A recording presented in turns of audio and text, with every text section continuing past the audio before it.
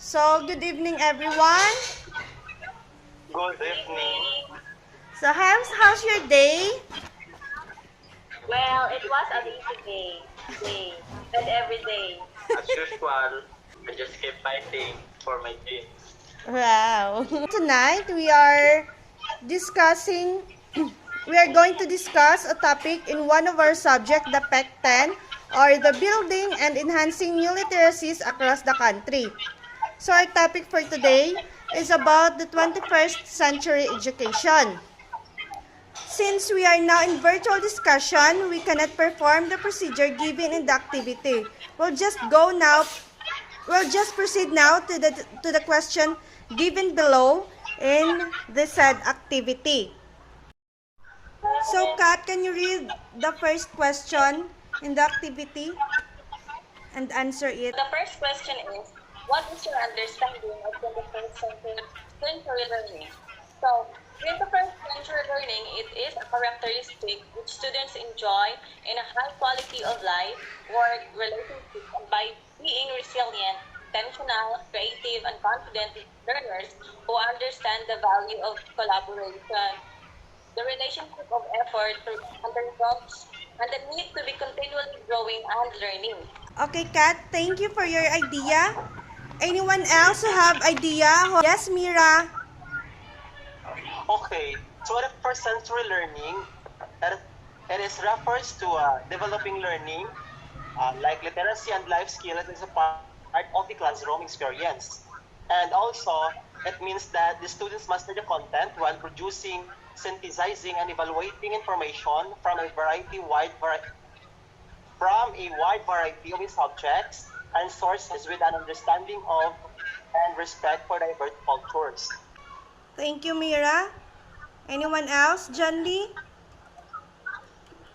In addition to Mr. Mira and Bersabal Denoya's answer, 21st century learning is the accumulation of knowledge, work habits, and soft skills including digital literacy, critical thinking, and problem solving that will help students lead successful careers in the modern workplace. Students are expected to develop skills like this while producing content in their classes. This mode of learning accounts for an increasingly digital learning landscape where students depend on accessing information via internet and relying on virtual classroom for content delivery. That would be all. Thank you for your idea, John Lee. So, for me, 21st century learning, as Mr. Mira said, that it refers to developing learning, literacy, and life skill as part of a classroom experience. So, when we say learning skills, it encompasses critical thinking, creativity, collaboration, and communication, which have been identified as essential for successfully adapting to modern environments. So now let's proceed to number 2 question. Who can answer it? Cheryl? What digital tool do you know and how it is operated? YouTube, Messenger, and Google are some of the digital tools that I know and use these tools these tools help me as a student. It gives me a lot of ideas in my learning, most especially right now that we are in a self-paced learning. I operated Google in a way that I search for further information about my lessons. There are so many tutorial videos that you can watch on YouTube, and Messenger connects you with everyone who also has a Messenger account. It helps me to communicate with my friends, classmates, and teachers regarding our lessons. Anyone else who have answer in number 2 question? Kat? So, as addition, just like Cheryl, the tool that I usually use are Google and YouTube. So in Google, this tool helped me a lot when it comes to learning because I can easily search all the information that I need, especially now that we are in distant learning. Then YouTube, this also helped me because through the video, through the video tutorials, I feel that I can that I ca- that I am learning just like in an actual classroom. Okay, Kat, thank you for your idea. And Cheryl, so as we all know, digital tools are programs, websites, or online resources that can make tasks easier to complete. A lot of this can be accessed in web browsers. Just like you said, the Google, who can help us, for our studies now that we are in distance learning, the Messenger, the YouTube, which we can search for some tutorial. So let's go to the next question, letter C. What can you say about 21st century learners? So April, do you have any idea? So my idea in see, I can say about that century excited and wide range of thinking about the state of the world that continues to say things. Others, like that, that explore that so we can get learn and get knowledge. That is the way we can give importance to collaborate and creativity thinking in order for us to have a better learning about the century. So this is my idea about century learners in the 21st. So thank you, April, even if your connection is not good, but still you try your best. Any idea, guys? Kat? Cheryl? So, for Ay? me, 21st century learners are at risk in distractions. They are found of using their social media accounts and forget their schoolwork. Though there are so many opportunities to learn, but some of them are not responsible enough to use digital tools that they just become dependent on it. Okay. Thank you, Che. Malones, do you have any addition? Student, student in 21st century learning is, is to enjoy a high quality of life, work, and relationship by being resilient, intentional, creative, and competent learners who understand the value of collaboration, the relationship, effort, research, and need it to be. So, thank you, Malones. So, as we heard, the idea of the three, now the idea of April is positive, but the idea of Cheryl is negative, right? Che? Yes. Yes, So, we have to admit that the 21st century learner today, as we can see, um, obviously dependent on the technology. yes. So, thank you guys for the idea of the number 3A, letter C question. So, guys, let's now proceed to the letter D question. How do you describe technology? So, for me, technology is a mechanical thing that make people's work faster and easier. For simple explanation lang na sa akon, ha. So, do you have guys any idea of how do you describe technology? John Lee, how do you describe technology? As you said, technology is where or what makes our life easy. Yes. In every situation or instances, there is technology that helps you to do certain works in order to accomplish it in consuming a few times or a few minutes. That's why I said technology what makes our life easy. But somehow it makes us, our personality, being lazy. Why do I say so? Any addition, John Lee? Why do you say that technology makes us lazy?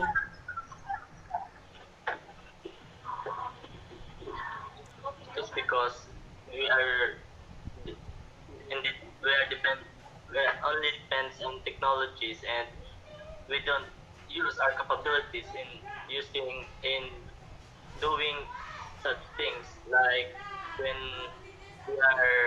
we are having our assignments and we don't use our intellectual. We We just just do depend. We just depend on Oh. Google. on on Google. We just depend on Google and we just our intellectual.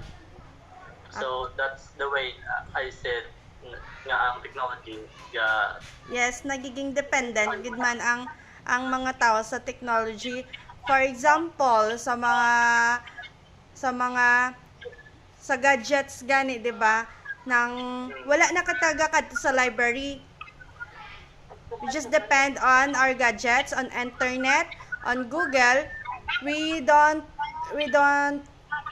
barely use books for researching in our assignments and studies. kung dapat gamiton tayo niyang para aton ma-consume nga time gamay na lang. Oo. So Pero para may maugra kita nga iban pa galing kay tong lindog nga sila magtinamad Tamad. dapat niya nakabulig mabulig ni sa para damo pagita maubra nga mga works nga maging productive lang sa individual, pero yes, kagkis 'di ba may idea nga ginakopy na lang. Wala na tagagamit sang own ideas naton. Oh, Mira? Ay, syempre, ng pamadalian nga daan.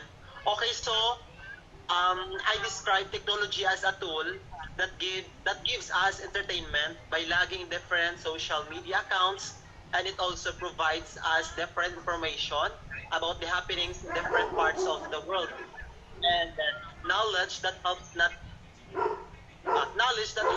just students in their but different people about their concern on a certain things, makes the world united and connects us with our loved ones far away. Yes. That's correct. So, let's proceed to the next question. Are you in favor of technological world? Malones? Any idea? Can you answer? Are you in So, Che, any idea? In the last question, are you in favor of this technological world? For me, I'm uncertain about this because not all people have access and can afford using technology. And besides, in the future, kung ara naging man kita sa technological world, I think nga ang mga tao madulaan na obra kay ang mga robot na lang ang manipulate sa mga business. You're also right. Kay kung nang may advantages and disadvantages man ang technology sa aton kabuhi. Pero it depends on us on how to use it responsibly. Kung ato man siya gamiton in a right way, in a responsible way, tsakto man, kay syempre yan dao sa mga companies, wala na work ang mga tao, gid man. Kay mga machine na ang naging substitute sang mga tao. Diba? sa pagiging negative ng mga technology nga kay ang pollution na panahon. Oo, amo pag isa ka effects ng technology, ang pollution. So, it is the end of our discussion. I feel sorry for Kat because nadulaan sila kuryente, and si April, wala na siya kuno signal. So, okay guys, let's proceed. As we are may question lang ko as we are experiencing a pandemic right now, what is your experience about using technology, just like computers and other gadgets? Well, it helps us to continue our studies and the ongoing learning, and so there's no reason to us to stop learning. Yes, That's why I'm thankful that we have technology. So, let's proceed. from the following question, what questions were the most difficult and easy for you to answer and why? Pang Miss Universe nga question ko, no? Leonard, what question were the most difficult and easy for you to answer and why? So sa difficult question kita danay, from the following question we had answer ha. For me, the most difficult for me question is the question for the letter E, which is, are you in favor of this technological world? Because myself, I'm doubting because nga muna bala ng gidwa-duwa ko kay syempre kung subong dabi basihan nimo nga ang technology. Yes, I know nga may ara siya advantages kag disadvantages, but Though hindi ka ka-decide kung helpful siya or hindi. So thank you, Mira. Anyone else? For me, same with your Leonard. In the question number 5, are you in favor of this technological world? Because my answer here is I'm uncertain about this thing. Me too, kay syempre di ta mabalaan aton future kung ano ang matabo, di ba? When it comes to technological world. Although it is helpful for us right now, but in the near future we cannot know. We cannot know what will happen. Kung ano magiging effect sang technology sa aton. What questions were the most easy for you to answer and why? I think the most easy for me is what can you say about 21st century learning?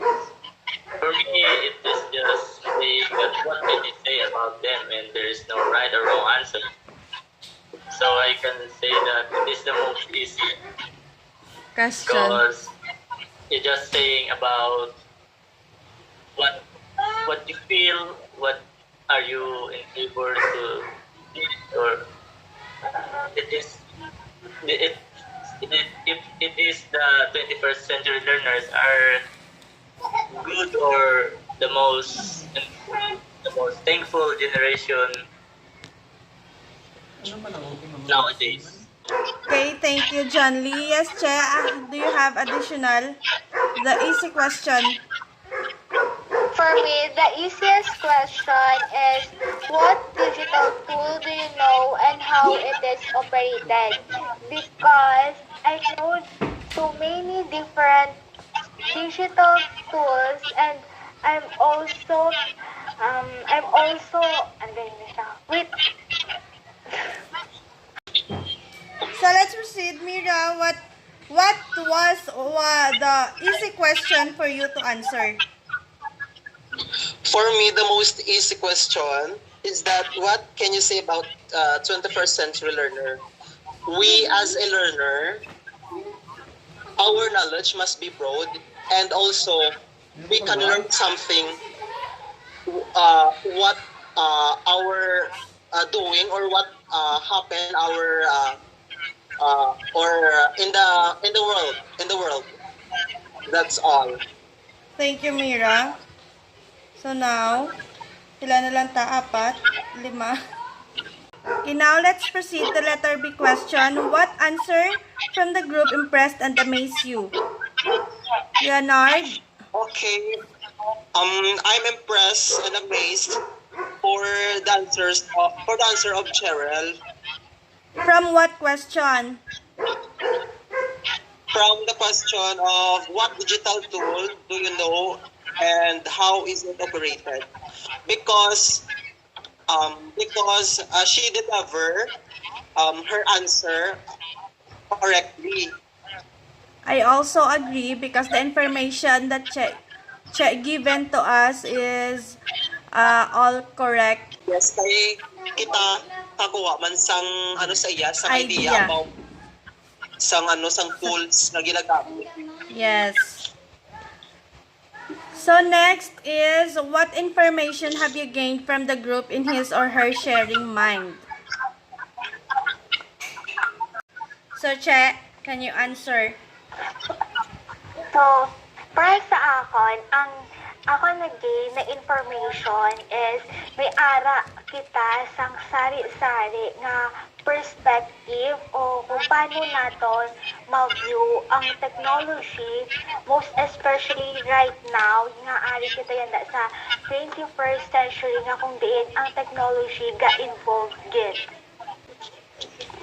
Yeah, I agree because we have different insights about technology. Though may sari-sarili kita nga pag nga advantages and disadvantages sa nga sa aton in our own about technology. Kag, di ba, iban sa aton, nag-disagree most especially sa last question. So, yes. di ba, kamo, agree kamo sa, sa... Technological world. Oo, then ako, uncertain ako kay, hindi pagid ko masyado sure. Okay. Kay, syempre, may mga negative siyang Nga effect. Oh. So, thank you, Che. Okay. So, let's proceed to letter D question. What have you shared with the group regarding your views about 21st century learning? So, for me, as I have said earlier, 21st century learning refers to developing learning, literacy, and life skill as part of the classroom experiences. So, sa learning skill, it encompasses critical thinking, nga ang the 21st century learning, may creativity, collaboration, and communication. Hindi lang siya nga daw bala ng pakanya-kanya. So, kung need ang sa 21st century learning, may collaboration and communication with each other, which have been identified as essential for successfully adapting to modern work environments. So, kamo guys, ano nyo na share about regarding sa views about 21st century learning? 20 Gamba, super, pero connecting. Oo. Any idea guys, what have you shared with the group regarding your views about 21st century learning? Che? So, ako na share is that as a student, kailangan naton maging responsible, mag-share sa information sa iban, kag hindi ka dapat mag-depend lang sa technology. Now, let's proceed to the last question. What can you say about this activity? What can you suggest for further improvement of the next activity? So, for me, I can say that this activity is a bit hard for us, especially to our group. Kay may ara iban sa aton nga ang internet connection is not good. Tapos may ara mga instances nga may mga responsibilities do hindi magtabo aton time bala. So muna lang ako although ginatry taman akon aton best, and I thank you all for that. Kay bisan mabudlay, ginatry nyo inyo best nga ma-cope up ta ini nga activity. How about you guys? What Yes. can you say? Yes, even though nga sa group naton may na brown outan, pero we are here nga nagpadayon man ta Japon to conduct something video chocho. Yes. Because it is our responsibility nga matapos ta ini nga activity. Yes, that's true. As a student, we need to be responsible nga ang ginahatag nga mga activities or tasks sang aton nga professor, teacher nga mahimo naton. So guys, Yes, because through that activity we can we learn. can learn. Of Right. course. Yeah. Yes, of course, we learn. So guys, thank you. This is Thank you. April, thank you. So, it is now the end of our discussion. So, thank you guys for your cooperation. Bisa may na brown outan, may wala signal, may siguro si Malones nagtigang na. Tapos may nagutom na. Pero, ari man Japan. Na-continue. So guys, thank you for your cooperation. Thank you. Bye. Good evening. Good night.